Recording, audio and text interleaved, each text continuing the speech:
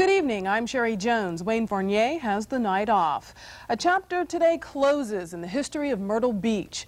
The last of the A-10s has left the Myrtle Beach Airforce Base. Action News reporter Dave Faherty joins us live from the base to tell us more about the final flight. Dave? Sherry, I'm standing at the Myrtle Beach Airforce Base flight line where, as you can see tonight, there are no A-10s left anywhere. At one time, this area would have been crowded with planes, the last 4 of which left earlier today.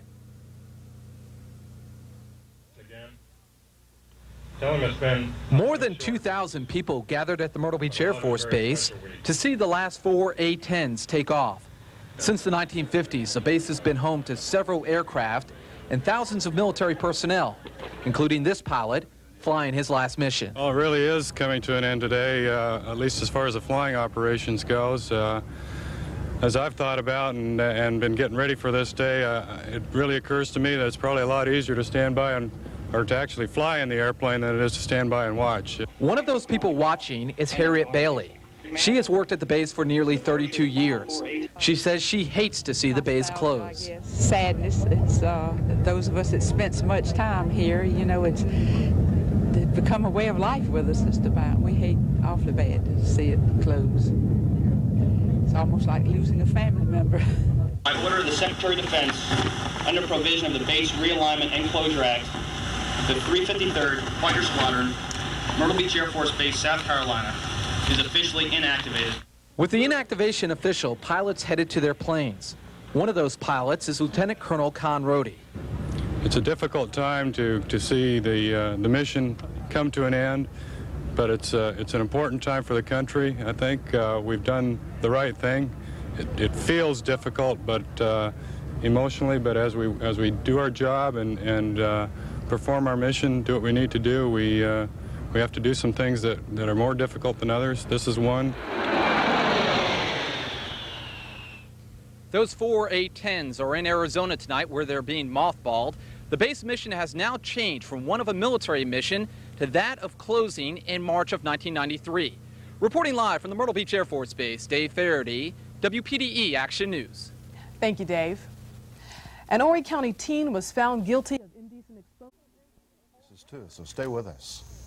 Now, as we mentioned, the polls will close in less than an hour. But for many of the candidates, 7 o'clock is just the beginning of perhaps the longest night of their political careers.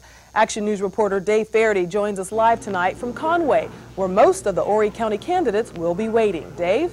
Sherry, I'm standing inside the Conway National Guard Armory, where, as you can see, there are only a handful of voters at this hour.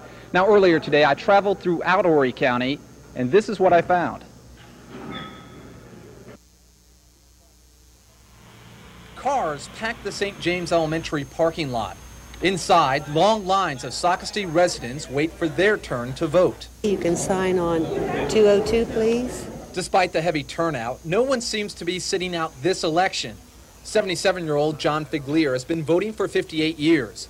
He says this is the most crowded he has seen a polling place. We've been waiting about 45 minutes, and I'm about ready to vote now, so that isn't too bad, considering all the issues and everything. First-time voter, 18-year-old Jared Shupe, doesn't mind the wait. He says he knows the candidates and the issues. I expect a long wait, and I got my friend, and we're just waiting.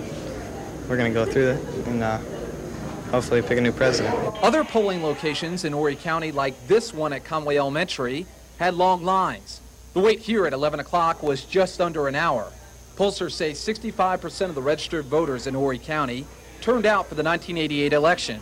They believe after all the votes are tallied tonight, this year's numbers may be as high as 75%. Of course, none of the votes have been counted yet. That most likely won't start until around 8 o'clock here at the Conway National Guard Armory. And that's where we'll stay until Election Day 1992 is over. Reporting live from Conway, Dave Faherty, Wpde Action News.